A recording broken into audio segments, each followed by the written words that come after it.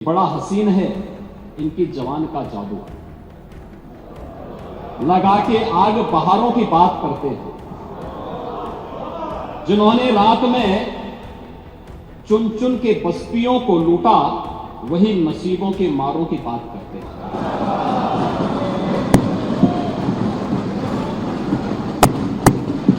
ये समाजवादी संस्कार भी है कि हर अच्छे कार्य का विरोध करना है, हर अच्छे कार्य का विरोध करना है। उन्होंने कहा कि हिंदी इस सदन की भाषा है। हिंदी तो कहता है, इस सदस्यों को एक छूट दी गई है कि किसी भी इन बोलियों में बोल सकता है। हिंदी में ट्रांसलेट की उसकी सुविधा मिलेगी, इस सुविधा है, थोपा नहीं गया। दूसरा, भोजपुरी हो, अवधी हो, बुंदेली हो या ब्रज हो, पांडे जी इनकी लिपि भी देवनागरी है, कोई दूसरी लिपि नहीं है। संविधान के द्वारा घोषित जो व्यवस्था है उसी के दायरे में सारा कार्य हुआ है। आप जैसे उम्रदराज व्यक्ति को तो इसका स्वागत करना चाहिए। मैं आपके विरोध को कभी उसका न मैं उपास उड़ाता हूं, न मैं उसको बहुत उसके साथ जोड़ता हूं, क्योंकि मैं जानता हूं आप क्या करें। और मुझे मालूम है आप लोगों के बारे में एक मान्यता ये भी है, मजबूरी भी है, और आपके बारे में मान्यता भी है कि आज के समाजवादियों के बारे में तो जिस थाली में खाते हैं उसमें छेद करके फिर जाते हैं। और ये जो आप लोगों के बारे में मान्यता है, उसी के बारे में मैं आपसे कहना चाहूंगा कि महोदय, जब हम महाकुंभ के बारे में चर्चा कर रहे हैं और ये आयोजन नहीं, आपके बारे में इसलिए बोल रहा हूं, मैं आऊंगा उस पर भी, मैं उस पर भी आऊंगा भी, उस पर भी मैं आ रहा हूं। आपके अध्यक्ष ने कहा कि हम मांग करते हैं कि अकबर का किला जो बिल्कुल संगम नोच पर वहां जो वट वृक्ष है उसकी पूजा करते हैं। सरस्वती नदी भी वहीं से निकलती है। आप देखिए, यानी अक्षय वट को, अक्षय वट का नाम भी उनको नहीं मालूम। सरस्वती कूप को सरस्वती नदी कहते हैं। ये आपका जनरल नॉलेज है।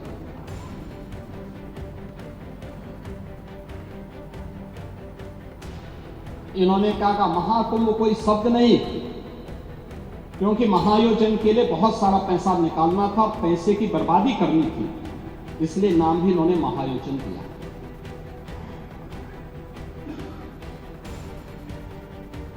पहले दिन से ही राज्य सरकार आंकड़े दे रही है कि कितने लोगों ने पवित्र डुबकी लगाई है। जो लोग पवित्र डुबकी लगाने वालों की संख्या बता सकते हैं, वे यह नहीं बता पा रहे हैं कि कितने लोगों की जान चली गई। इनके एक सहयोगी आ रहे हैं, चिंता मत करिए, एक एक प्रश्न का उत्तर देंगे, थोड़ा पेशेंस रखिए। देखो, आप बोल रहे थे, मैं बहुत शांति से सुन रहा था, बहुत शांति से। आप ही के एक सहयोगी श्री लालू यादव जी कह रहे हैं, अरे ये सब कुंभ का क्या कोई मतलब है, फालतू का कुंभ है। यानी सनातन धर्म के इस महायोजन को फालतू उनको दिखाई देता है। और इनके एक और सहयोगी उससे भी 2 कदम आगे आकर के कहती है कि महाकुंभ मृत्यु कुंभ में बदल गया है। ये क्या है, ये क्या है?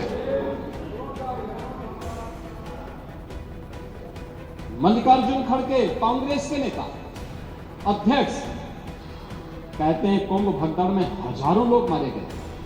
क्या सनातन धर्म का अनुयायी बनना या सनातन धर्म के किसी आयोजन को भव्यता के साथ करना क्या कोई अपराध है? उस आयोजन को उन सीमाओं के साथ, उस आस्था को सम्मान देकर के आगे बढ़ाना क्या कोई अपराध है? और अगर अपराध है तो हमारी सरकार इस अपराध को कर रही है और आगे को कर रही है।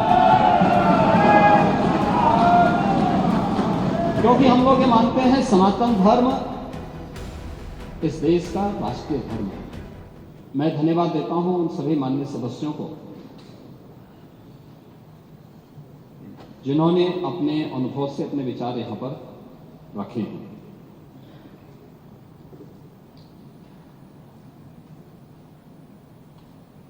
हम लोग जब यहां पर मान्यवर इस चर्चा में भाग ले रहे हैं, उस समय प्रयागराज में 56 करोड़ 25 लाख से अधिक श्रद्धालु मां यमुना और मां सरस्वती की त्रिवेणी में आस्था की पावन डुबकी लगा चुके हैं। और जब हम सनातन धर्म के खिलाफ, मां गंगा के खिलाफ, भारत की आस्था के खिलाफ या महाकुंभ के खिलाफ कोई भी अनर्गल प्रलाप करते हैं, कोई झूठा वीडियो दिखाते हैं, तो इन 56 करोड़ लोगों की आस्था के साथ एक खिलवाड़ है, भारत की सनातन आस्था के साथ खिलवाड़ है। और मैं विनम्रता से कहूंगा, ये आयोजन किसी पार्टी विशेष का नहीं था, किसी सरकार का नहीं था। मैं तो बार बार इस बात को कहता रहा हूं कि आयोजन समाज का है, सरकार पीछे है। सरकार सहयोग के लिए, अपने उत्तरदायित्वों का निर्वहन करने के लिए एक सेवक के रूप में हम लोग वहां पर हैं, और एक सेवक के रूप में अपने उत्तरदायित्वों का निर्वहन करने की हमारी जिम्मेदारी है। और उस निर्वहन के लिए हम लोग तत्परता के साथ अपनी जिम्मेदारियों का निर्वहन करेंगे, क्योंकि हमें अपनी जिम्मेदारियों का एहसास है। हमें भारत की सनातन परंपराओं के प्रति अगाध श्रद्धा का भाव है, और उन श्रद्धाओं को सम्मान देना वो हमारा दायित्व है। और ये हमारा सौभाग्य है कि इस सदी के इस महाकुंभ के साथ हमारी सरकार को जुड़ने का अवसर प्राप्त हुआ, और आयोजन के प्रति तमाम अफवाहों, तमाम प्रकार का दुष्प्रचार को दरकिनार करते हुए देश और दुनिया ने इस पूरे आयोजन के साथ सहभागी बनकर के इसे सफलता की एक नई ऊंचाई तक पहुंचाया। महोदय, भी आयोजन के 7 दिन बाकी संपन्न होने के, और जो मैंने आज दोपहर तक के आंकड़े बताए हैं, 56 करोड़ 25 लाख से अधिक श्रद्धालु अब तक प्रयागराज की महात्रिवेणी में आस्था की डुबकी लगा चुके हैं। और इसीलिए जब यहां पे हमारे प्रतिपक्ष के जो माननीय सदस्य डॉक्टर आर.के. पटेल जी, श्री संग्राम सिंह यादव जी और श्रीमती आराधना मिश्रा, मोना जी जब अपनी बातों को यहां पे कह रही थी, तो मुझे आपकी बातों को देख करके सचमुच एक तरफ हमें एहसास है अपनी जिम्मेदारियों का, हमारी संवेदनाएं हैं उन सभी के प्रति जो लोग 29 जनवरी के एक स्टैम्पेड के शिकार हुए थे, उन सभी श्रद्धालुजनों के प्रति भी, या प्रयागराज कुंभ के दौरान जो आपने अपने नोटिस में उल्लेख किया है, सोनभद्र की, अलीगढ़ की या किसी अन्य जगहों पर प्रयागराज महाकुंभ के आयोजन में भाग लेने के लिए या यहां से जाने के लिए जो लोग यहां से प्रयागराज महाकुंभ में स्नान, महास्नान के बाद वापस जा रहे थे, सड़क दुर्घटना के शिकार हुए हैं, उन सबको हम श्रद्धांजलि देते हैं। हमारी संवेदना उन परिवारजनों के प्रति है। सरकार उनके साथ खड़ी है, हर संभव सरकार उनको मदद भी करेगी, लेकिन इस पे राजनीति करना कितना उचित है, प्रश्न यही है। और इसीलिए मैं आपसे कहना चाहूंगा, जब आप अपनी बात कह रहे थे, मैं धन्यवाद दूंगा माननीय सदस्य श्री मनोज पांडे जी को, जिन्होंने उन अफवाहों की ओर ध्यान भी दिया, कि उल्लेख किया कि काहिरा का वीडियो लेकिन महाकुंभ के साथ जोड़ करके दुष्प्रचार किया जा रहा था, नेपाल का वीडियो महाकुंभ के साथ, झारखंड की किसी घटना को महाकुंभ के साथ, या देश के अंदर के किसी अन्य दुर्घटना को जूसी के साथ जोड़ करके दुष्प्रचार करके अफवाह फैलाने का जो कार्य हो रहा था, कौन लोग थे? और इसीलिए मैं कहना चाहूंगा कि बड़ा हसीन है इनकी जवान का जादू, लगा के आग बहारों की बात करते हैं, जिन्होंने रात में चुन चुन के बस्तियों को लूटा, वही नसीबों के मारों की बात करते हैं।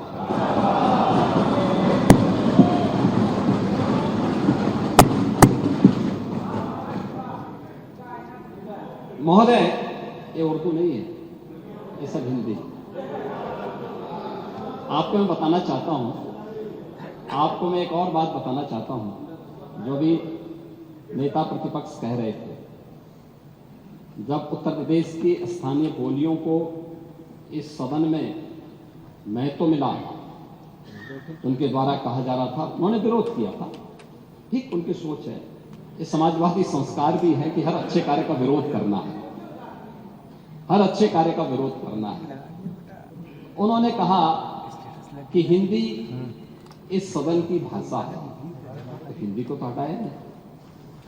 इस सदस्यों को एक छूट दी गई है कि वो किसी भी इन बोलियों में बोल सकता है, हिंदी में ट्रांसलेट की उसकी सुविधा मिलेगी। इस सुविधा है, थोपा नहीं गया है। दूसरा, भोजपुरी हो, अवधी हो, बुंदेली हो या ब्रज हो, पांडे जी, इनकी लिपि भी देवनागरी है,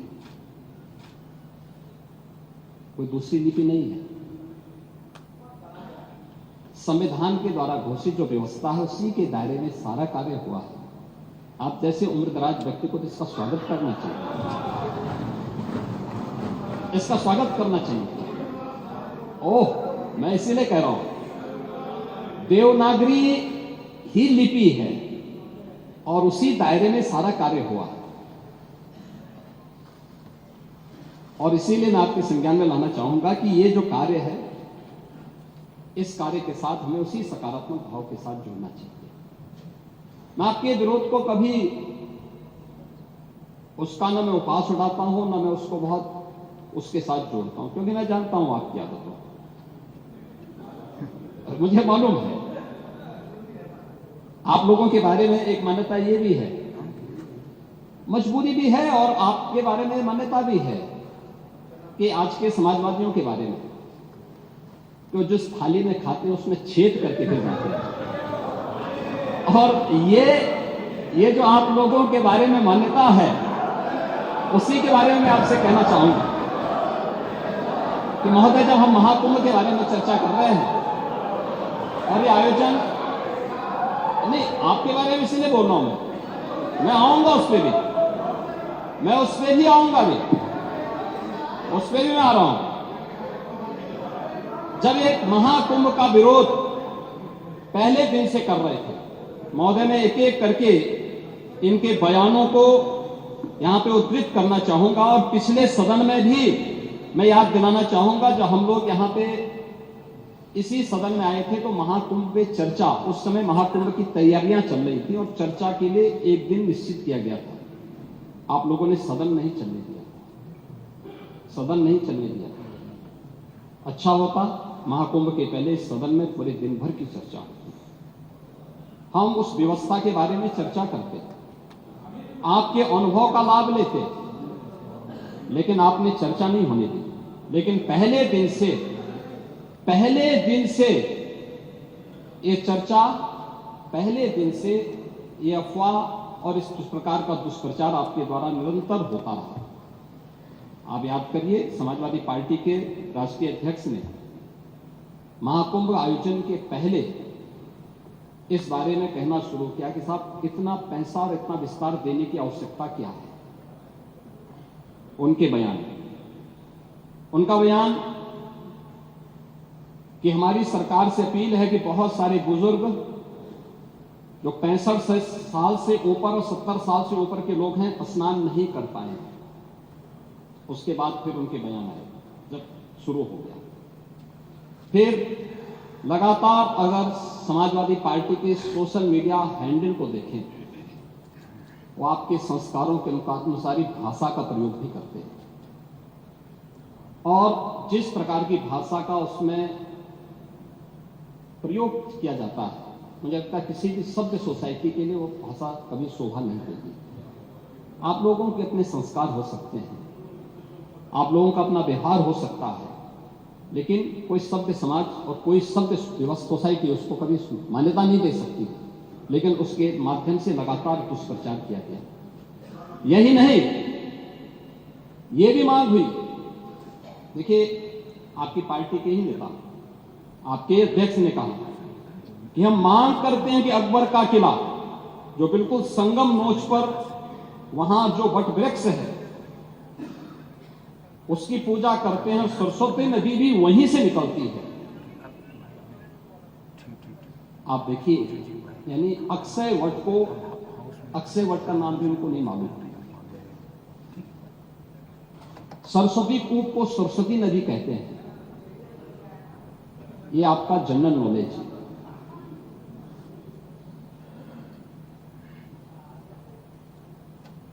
इन्होंने कहा महाकुंभ कोई शब्द नहीं, क्योंकि महायोजन के लिए बहुत सारा पैसा निकालना था, पैसे की बर्बादी करनी थी, इसलिए नाम भी इन्होंने महायोजन दिया।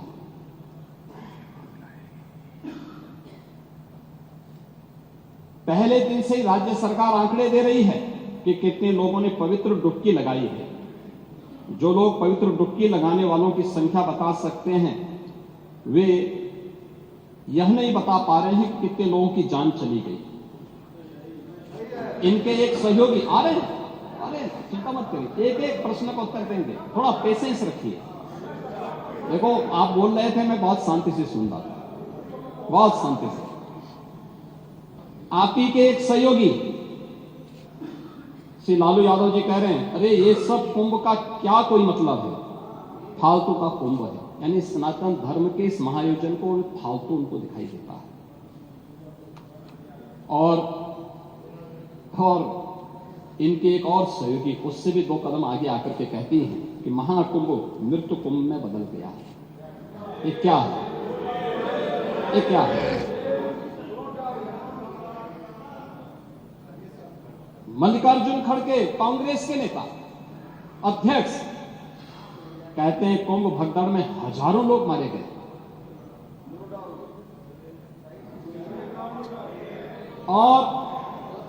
और जया बच्चन क्या कहती हैं? ये समाजवादी पार्टी की नेत्री है। इस देश में अभी सबसे बड़ा मुद्दा महाकुंभ भगदड़ की घटना है। उन मृतकों की सही संख्या बतानी चाहिए और जनता को सफाई देनी चाहिए। उन्होंने आगे क्या बात कही? उन्होंने कहा व्यवस्थाएं आम आदमी के लिए नहीं बल्कि वीआईपी के लिए थी। शवों को गंगा में बहा दिया गया, इससे पानी प्रदूषित हुआ है। यही पानी लोगों तक पहुंच रहा है। और ये इस प्रकार के गैर जिम्मेदाराना बयान समाजवादी पार्टी, कांग्रेस, आरजेडी और टीएमसी के नेताओं के द्वारा सनातन धर्म के जुड़े हुए सबसे बड़े आयोजन के प्रति दिए गए। महोदय, मैं ये जानना चाहता हूं कि क्या सनातन धर्म का अनुयायी बनना या सनातन धर्म के किसी आयोजन को भव्यता के साथ करना क्या कोई अपराध है? उस आयोजन को उन सीमाओं के साथ, उस आस्था को सम्मान देकर के आगे बढ़ाना क्या कोई अपराध है? और अगर अपराध है तो हमारी सरकार इस अपराध को कर रही है और आगे क्योंकि हम लोग ये मानते हैं सनातन धर्म इस देश का राष्ट्रीय धर्म है। सनातन धर्म की सुरक्षा में ही भारत के अंदर पल रहे हर मत और मजहब की सुरक्षा भी है और उनका सम्मान भी है और उनका गौरव भी है। और सनातन धर्म की सुरक्षा विश्व मानवता की सुरक्षा की गारंटी भी है। और उसके इतने बड़े आयोजन के साथ भेदभाव तो किसी के साथ नहीं हुआ, किसी के साथ नहीं हुआ। प्रयागराज महाकुंभ में क्रिकेटर मोहम्मद शमी ने भी स्नान किया।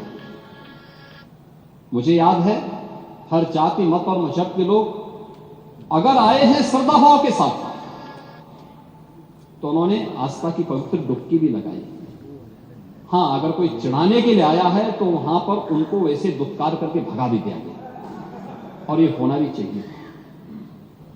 और इसीलिए मैं इस बात को मानता हूं, आप लोगों ने जो बात कही हमें ये सब बुरा नहीं लगता, इसलिए नहीं क्योंकि हम जानते हैं आपकी प्रवृत्ति है, क्योंकि हम लोग इस बात को मानते हैं कि संक्रमित व्यक्ति का उपचार हो सकता है, संक्रमित सोच का उपचार नहीं हो सकता,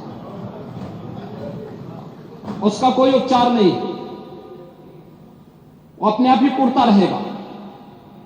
और इसलिए इस महान आयोजन को करने का अवसर हमारी सरकार को प्राप्त हो। और मेरा यह मानना है कि महान कार्य को 3 अवस्थाओं से गुजरना पड़ता है। याद रखना, उपहास से, विरोध से और अंततः स्वीकृति से। और स्वीकृति का इससे बड़ा प्रमाण क्या हो सकता है कि समाजवादी पार्टी के राष्ट्रीय अध्यक्ष भी जो शुरू से विरोध कर रहे थे, अंततः चुपचाप जाकर के डुबकी लगाए। नेता प्रतिपक्ष भी हाँ, मैं अच्छी बात है, आपका अधिकार है, आपका अधिकार है, मैं तो आपको अधिकार दे रहा हूं। मैं ही कह रहा ना, नहीं 13 में आप नहीं जा पाए थे, क्योंकि 13 में जब आप जा रहे थे तब तक आपको फोन आ गया था, आप वापस हो गए, नहीं जा पाए थे। नहीं जा पाए, आप वापस आ गए थे। लेकिन इस बार आप गए थे, मुझे अच्छा लगा, आपने उत्तर प्रदेश सरकार की व्यवस्था की सराहना की और आपने मुझे प्रत्यक्ष नहीं लेकिन स्पीकर साहब को धन्यवाद दिया कि अच्छी व्यवस्था। और इसीलिए मैंने कहा ना, 3 अवस्थाएं उपहास की, जिसको आप शुरू से उड़ा रहे थे, कुछ नहीं कर पाए तो आपने विरोध करना शुरू किया, और विरोध करते करते आज मुझे अच्छा लगा कि आपने उसको अपनी स्वीकृति भी दे दी कि हां अच्छा काम हुआ है, अच्छी व्यवस्था हुई। ऐसे ही मोना जी ने भी किया। तो लोग विरोध कर रहे थे, फिर उन्होंने उसके बारे में तमाम प्रकार की बातें की। आज उन्होंने कहा कि इंफ्रास्ट्रक्चर का काम तो अच्छा हुआ। अच्छा, अच्छी बात है, क्योंकि काम हुआ है तो लोग बोलेंगे भी, क्योंकि लोग तो उन्हीं मार्गों से चल रहे हैं, सभी लोग चल रहे हैं। महोदय, प्रयागराज कुंभ के बारे में अनेक दुष्प्रचार किए गए, दुष्प्रचार के अनेक माध्यम। मैं पहले कुंभ के बारे में कहता हूं, कुंभ के बारे में जो बहुत सारी चर्चाएं यहां पर हुई हैं और सभी माननीय सदस्यों ने भी इस बात को यहां पे उल्लेख किया है, जिसमें वेदों की परंपरा से परंपरा आती है। ऋग्वेद में भी इसका उल्लेख है कि कुंभम समारोह्य सुधाम पिबेत, यानी हम उस कुंभ में रखे अमृत को पीकर आत्मा को आनंदित करें। अथर्ववेद में भी इस बात का उल्लेख है कि ऐसा गंगा या कुंभे, यानी यह गंगा जल एक कुंभ, एक घड़े में संचित है, यानी अमृत के रूप में उसकी तुलना की गई। और आज से 5000 वर्ष पहले रचा गया श्रीमद् भागवत महापुराण में भी इस बात का उल्लेख है को कुंभ मेले स्नात्वा पुण्यम प्राप्नोति मानुषः, यानी यहां कुंभ का संदर्भ कुंभ मेले से है। 5000 साल पहले भी इसका उल्लेख है। जो 4 तीर्थ स्थलों पर आयोजित होता है, उसमें स्नान करने से पापों का क्षय होता है। और जो बात यहां पे आपके विद्वान सदस्य से संग्राम सिंह यादव कह रहे थे, उन्होंने पुराणों की बात की, लेकिन वो पुराण की बात नहीं थी, वह तुलसीदास जी की रामचरितमानस में उल्लेख किया गया है। को कहे सकई प्रयाग प्रभाव, कलुष कुंज कुंजर लगराओ, अस तीरथ पति दे की सुहावा, सुख सागर रघुवर सुख पावा। ये तुलसीदास जी के रामचरितमानस का है, पुराणों का नहीं है। पुराणों में संदर्भ है, श्रीमद् भागवत महापुराण का मैंने उल्लेख किया ही, और रामचरितमानस में भी इन बातों का उल्लेख इन भावनाओं के रूप में किया गया है। और हम उत्तर प्रदेश वासियों को खासतौर पर इस पर गौरव की अनुभूति भी करनी चाहिए। इस बड़े आयोजन के साथ हम सभी को जोड़ने का अवसर प्राप्त हुआ। और इसलिए मैं इस बात को कह रहा हूं क्योंकि यह आयोजन हमारे लिए बहुत महत्व रखता है। यहां हमारी पार्टियां हो सकती, ये सत्ता पक्ष होगा, वो विपक्ष होगा, अलग अलग पार्टियां होंगी। उत्तर प्रदेश से बाहर हम जब जाएंगे तो उत्तर प्रदेश वासी के रूप में लोग हमें हमारी पहचान देते हैं। अच्छा काम करेंगे, सम्मान मिलेगा। एक भी व्यक्ति यहां के नाम पे गलत काम करेगा, यहां की सरकार गलत काम करेगी, तो उसके यहां पर भले ही हम उस गलत काम को कितना भी सपोर्ट करें, लेकिन बाहर जनता हमें नहीं बख्शने वाली है, इस बात को रखना। और 2017 के पहले उत्तर प्रदेश के अंदर की छवि यही थी। उत्तर प्रदेश के लोगों के सामने परसेप्शन का जो संकट खड़ा किया था, पहचान का जो संकट खड़ा किया था, वह उन्हीं दुष्प्रवृत्तियों के कारण खड़ा हुआ था। हम लोगों ने पिछले 8 वर्ष में डबल इंजन की सरकार ने जो उत्तर प्रदेश के परसेप्शन को बदला है, इस परसेप्शन का परिणाम है कि आज उत्तर प्रदेश का वासी कोई भी उत्तर प्रदेश के बाहर जाएगा, देश में जाएगा, दुनिया में जाएगा, तो जरूर सम्मान पाएगा।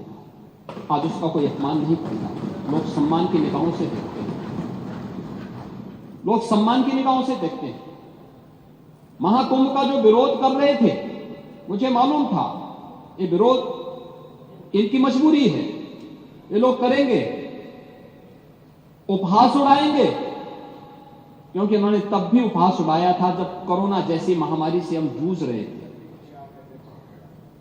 24-25 करोड़ जनता को हम लोग जब बचाने की कवायद कर रहे थे, प्रधानमंत्री मोदी जी के नेतृत्व में कोविड प्रबंधन का एक बेहतरीन उदाहरण प्रस्तुत कर रहे थे, तब भी वे उपहास उड़ा रहे थे। कोविड के बारे में, ट्रीटमेंट के बारे में, वैक्सीनेशन के बारे में अपने आप चुपचाप वैक्सीन लगा लिए और दूसरों को कहते थे कि वैक्सीन मत लगाओ। वैक्सीन को कहते थे बीजेपी वैक्सीन है। वैक्सीन के बारे में भी इस प्रकार की चर्चाएं होती थी। और महोदय यही नहीं, जब 500 वर्षों का इंतजार समाप्त हुआ, अयोध्या में रामलला में भगवान राम के भव्य मंदिर के निर्माण का कार्यक्रम संपन्न हुआ, तब भी उन्होंने विरोध किया। अयोध्या में राम मंदिर का विरोध, यानी माननीय उच्चतम न्यायालय के एक संविधान पीठ के द्वारा सर्वसम्मत से फैसला देकर के 500 वर्षों के इस विवाद का प्रक्षेप किया गया। अयोध्या में रामलला का विराजमान होता है, तब भी समाजवादी पार्टी इसका विरोध की थी। और मेरी इच्छा थी, हार्दिक इच्छा थी कि महाकुंभ के आयोजन के दौरान एक दिन हम ज्वाइंट सेशन प्रयागराज में ही क्यों न करें, लेकिन मुझे मालूम था कि समाजवादी पार्टी फिर इसका विरोध करेगी, क्योंकि समाजवादी पार्टी कोई अच्छे काम का तो कभी समर्थन नहीं कर सकते। नहीं, देखिए, हमने अयोध्या में राम जन्मभूमि दर्शन करने के लिए जब इसी सदन में प्रस्ताव आप लोगों ने दिया, आप लोगों ने प्रस्ताव दिया, तो आपके प्रस्ताव पर अध्यक्ष ने सहमति दी, दोनों सदनों के सभी सदस्य जाने को तत्पर हुए, समाजवादी पार्टी वॉकआउट कर गई। नहीं, आपका नहीं भाई, शिवपाल जी तो नहीं जा पाते, शिवपाल जी का तो रास्ता नहीं है, वो चच्चू तो जो है यहां से पश्चिम की तरफ जाते हैं। ओह, हम तो कह रहे हैं सबके हैं, हमने तो इसीलिए कहा सब लोग चलिए, लेकिन आप लोगों ने विरोध कर दिया। मोना जी गई थी और भी माननीय सदस्य गए थे, लेकिन मेरा यह कहना है, इसीलिए प्रयागराज के बारे में हम लोग ज्वाइंट सेशन से अपने आप को दूर रखें कि नहीं, छोड़िए, जाने दीजिए, जिसकी मर्जी आएगी जाना चाहेगा, जिसकी मर्जी आएगी नहीं जाना चाहेगा। मैं तो अध्यक्ष जी से कहूंगा कि एक दिन जरूर रखें मान्य सदस्यों के लिए कि प्रयागराज में जाकर के आस्था की डुबकी लगा ले। बहुत सारे सदस्य इसका इंतजार करें, और ऐसे बहुत सारे सदस्य इसका इंतजार करें, और जाना चाहिए, क्योंकि देश आ रहा है, दुनिया आ रही है। आप मुझे बताइए, आज 56 करोड़ से भी श्रद्धालुओं ने अब तक वहां पे आस्था की डुबकी लगाई है। अगर मैं भारत के अंदर देखूं, 140 करोड़ की आबादी में 110 करोड़ सनातन धर्मावलंबी है। कुछ और भी मिला लेते, मान के चलिए कि हर एक परिवार में 4 सदस्य होंगे, तो हर परिवार के 2 सदस्यों ने अब तक वहां डुबकी लगाई है। तो ये लोग क्यों वंचित रहेंगे? ये क्यों वंचित रहना चाहते हैं? जो अगर बहुत सारे लोग इंतजार कर रहे होंगे कि हो सकता है कि यहां पे कोई हम सेशन कर लें, मेरा कहना है कि एक अवसर मिलना चाहिए माननीय सदस्यों को, वहां पे जाकर के व्यवस्था की डुबकी लगाएं। महोदय, इसके बारे में बहुत सारे दुष्प्रचार किए गए और बहुत सारी चीजें उन पर मैं भी उसी पे मैं चर्चा करूंगा, लेकिन मैं इससे पहले महाकुंभ के आयोजन के बारे में जो व्यवस्थाएं बनाई गई और मैं उसकी तुलना भी करना चाहूंगा कि कैसे वहां पर उस आयोजन के साथ हमारी सरकार को जुड़ने का अवसर मिला और पिछली सरकारों के समय क्या हुआ था। अब आप लॉजिस्टिक की ही बात करते हैं महोदय, मैं जो भी चीजें वहां कुंभ के आयोजन के साथ जुड़ी, 2013 के साथ अगर हम जोड़ें इसको, 2013 में प्रयागराज कुंभ के साथ देखें, 2013 में आयोजन था 55 दिन का और 2025 के महाकुंभ में आयोजन है 45 दिन का। आयोजन की तिथि न मैं तय करता हूं न सरकार तय करती है, यह हमारी धार्मिक व्यवस्था का एक हिस्सा है और उसके अनुसार जो मुहूर्त होंगे उस मुहूर्त के अनुसार ये आयोजन तय होते हैं। ये पौष पूर्णिमा से और महाशिवरात्रि के बीच का आयोजन कुंभ के आयोजन के लिए होता है, यही आयोजन इस पूरी उसके साथ जुड़ता है। मेले की अवधि 55 दिन थी 2013 में और इस बार यह अवधि है 45 दिन की। 2013 में कुल जो क्षेत्रफल था यह 1936 हेक्टेयर का था, यानी अगर हम इसको एकड़ में देखेंगे तो यह मुश्किल 5000 एकड़ का भी नहीं होता। और इस बार हम लोगों ने इसको बढ़ाया है लगभग 10,000 एकड़ से अधिक क्षेत्रफल में महाकुंभ के आयोजन को हमारी सरकार आयोजित कर रही है। 2013 में 14 सेक्टर में था, इस बार ये आयोजन है 25 सेक्टर में।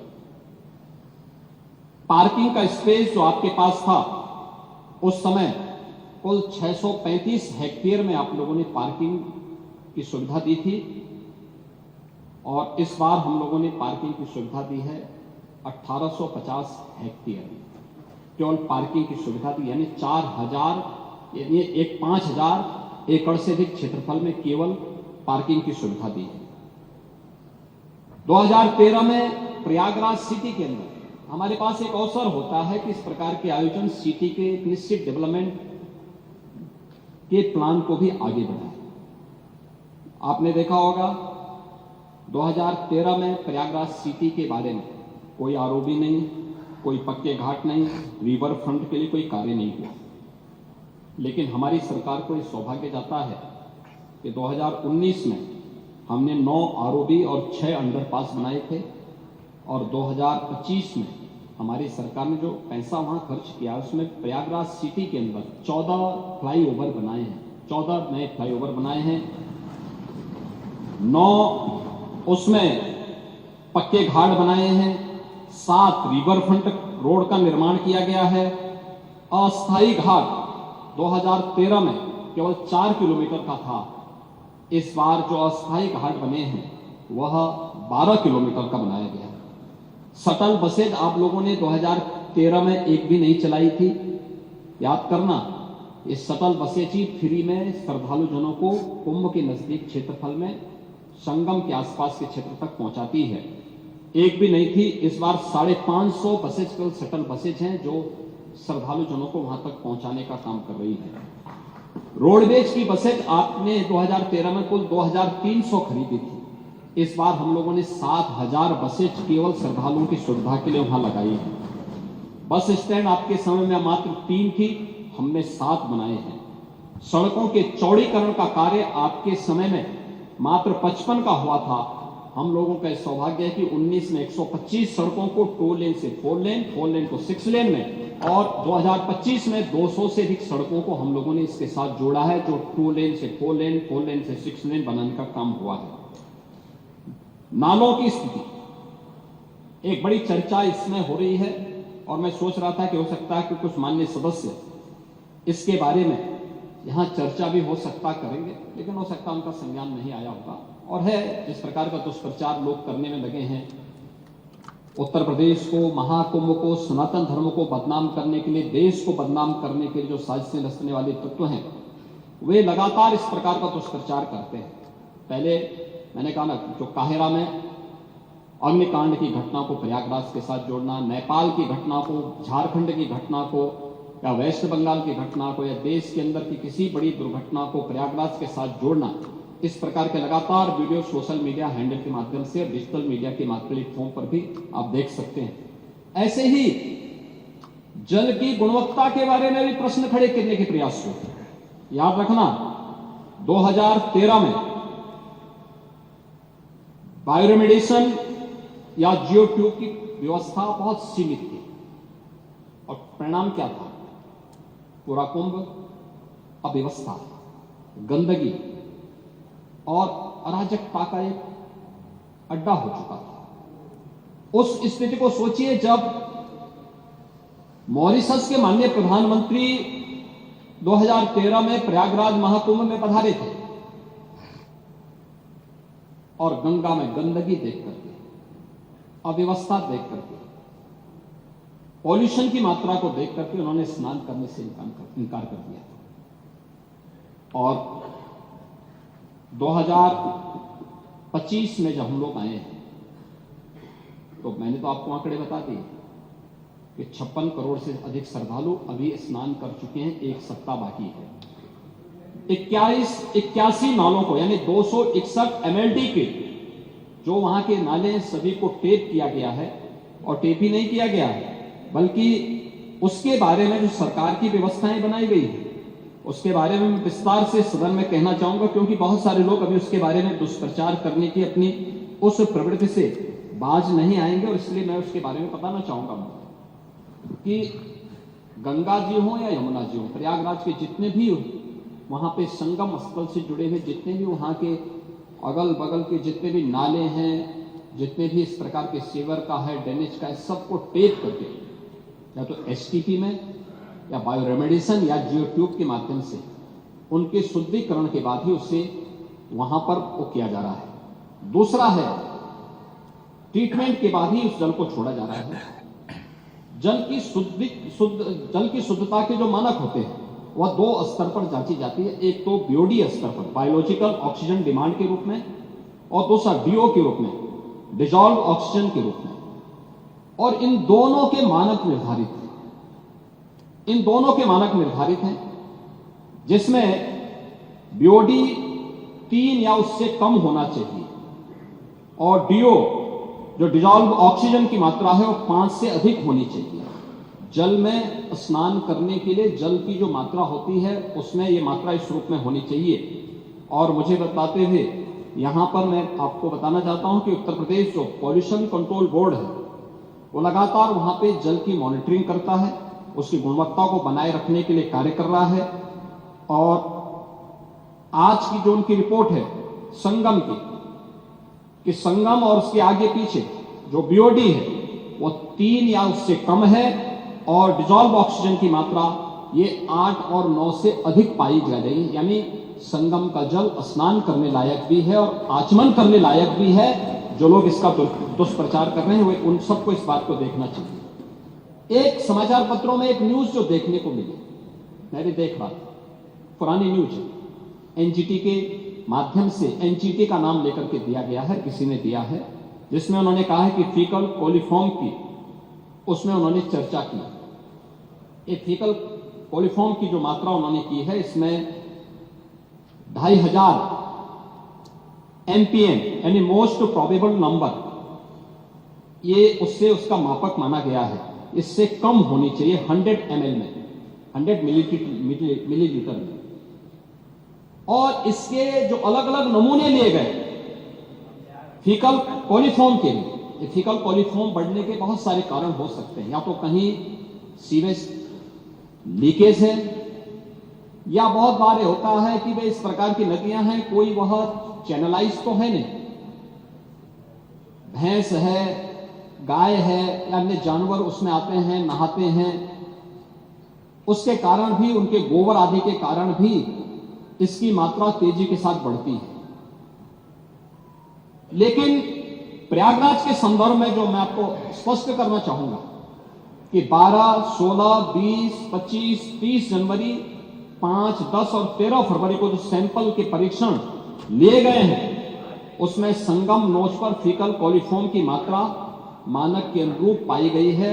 ये Uttar Pradesh pollution control board का है, जो 2500 एमपीएन प्रति 100 ml से ये कम पाई गई है। इसका मतलब जो दुष्प्रचार कर रहे हैं केवल कुंभ महाकुंभ को बदनाम करने की साजिश का हिस्सा है।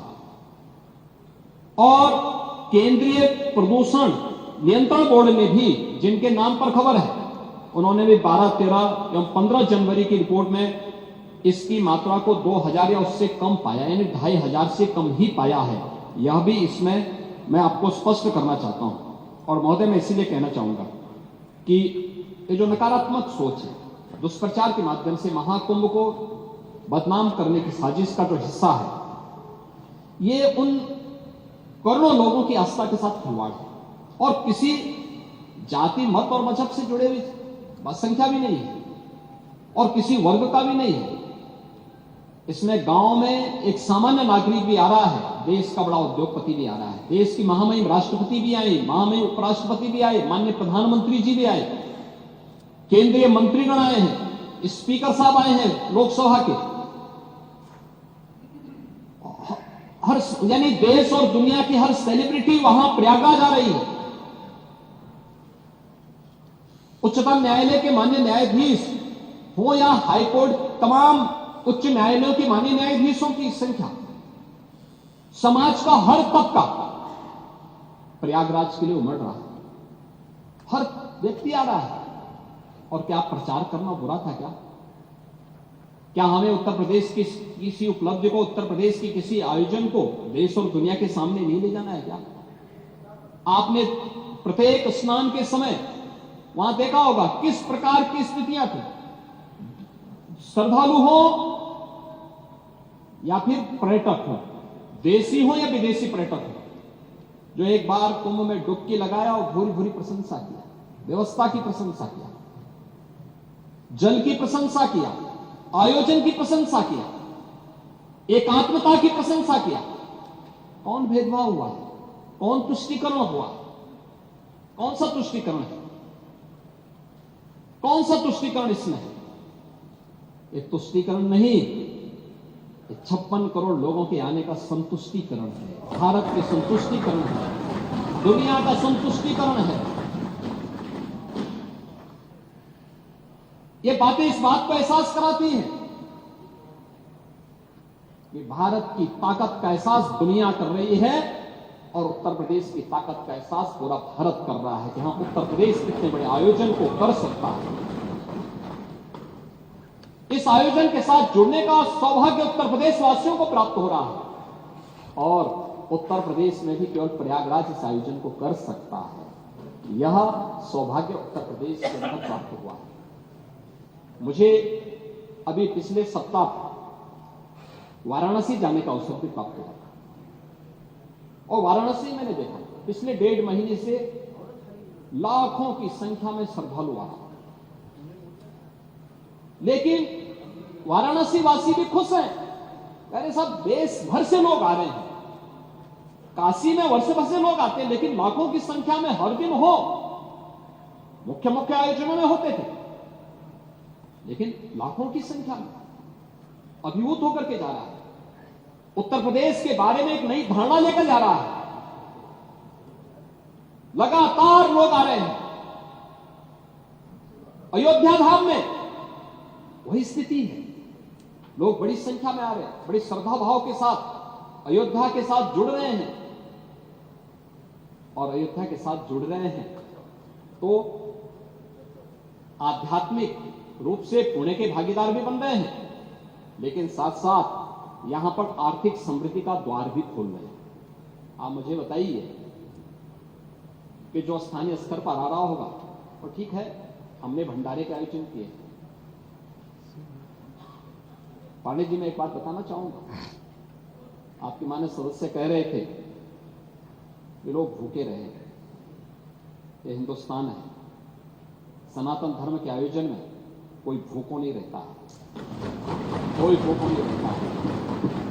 हम मां अन्नपूर्णा की पूजा करते हैं और इसीलिए पूजा करते हैं कि वह हमें इतनी सामर्थ्य दे कि हम दूसरों को भी खिला सकें। और यही हुआ है, प्रयागराज महाकुंभ में जो आया वो भूखों नहीं गया है। वाराणसी में सेवा चल रही है, अयोध्या में सेवा चल रही है, प्रयागराज में सेवा चल रही है। और प्रयागराज, अयोध्या, काशी, इन तीनों ने अतिथि देवो भव का जो सबसे उत्तम उदाहरण हो सकता है वह भी प्रस्तुत किया। लेकिन जो लोग दुष्प्रचार कर रहे हैं उनकी इस नकारात्मक राजनीति से वे अपना नुकसान पहुंचा रहे हैं। वे प्रदेश का हित नहीं कर रहे हैं, देश का हित भी नहीं कर रहे हैं। ये जो जनता जनार्दन संतुष्टिकरण के मार्ग से आगे बढ़ चुकी है वह इस नकारात्मक राजनीति को पसंद करने को तैयार नहीं है। तमाम दुष्प्रचार के बावजूद भी जनता मानने को तैयार नहीं है। आप देख रहे होंगे व्यवस्था करने में हमें कठिनाई हो रही है, लाइन लगी है, लोग, हर व्यक्ति आना चाहता है और उन सबका हम स्वागत भी करेंगे। हम व्यवस्थाएं दे रहे हैं, हर प्रकार का प्रयास कर रहे हैं अपने स्तर पर। लेकिन आप दूसरों को उपदेश दे रहे हैं लेकिन चुपचाप स्नान करके चले आ रहे हैं। ये बड़ी विडंबना वाली स्थिति है। और अच्छा होता पूरे समाजवादी परिवार को लेके गए होते, आगे पीछे चच्चू को भी लेके चले गए होते, तो कम से कम 2013 में तो मैं उनकी मजबूरी मान सकता था। कम से कम 2025 में तो करवा करके पुणे के भागीदार बना देते। लेकिन आपने आज भी उनको पुणे का भागीदार बनने से वंचित कर दिया। देखिए, भतीजे चले गए, चच्चू फिर वही का ठगा अपने हैं।